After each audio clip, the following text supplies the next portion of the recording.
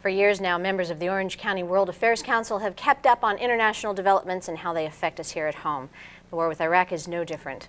Tonight we are joined by Serge Tomassian, chairman of the World Affairs Council, and John Malat, past president of the World Affairs Council and a former U.S. ambassador to Malaysia and other places as well. Thank you both for being here.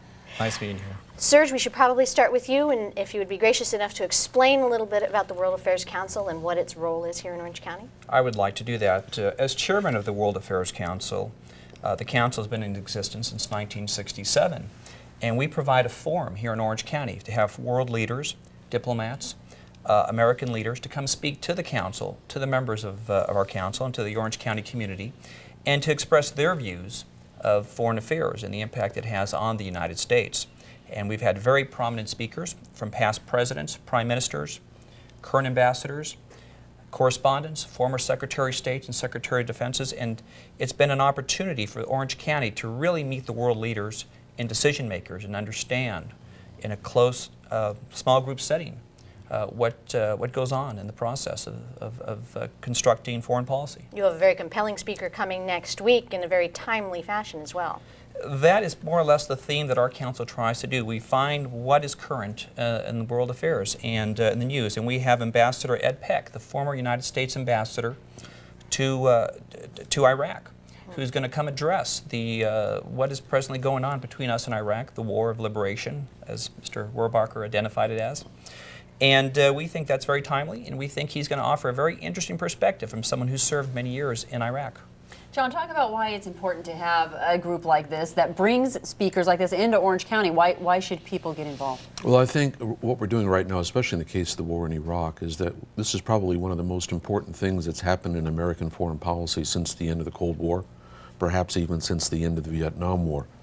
We're talking now about wars of liberation. We're talking about preemptive wars in the part of the United States. We're talking about using American military power to go into other countries, the desire to hopefully spread democracy throughout the Middle East where it's never really existed before. These are rather momentous decisions. People are talking about whether the United Nations is still relevant or whether our alliances are still relevant. This is important stuff.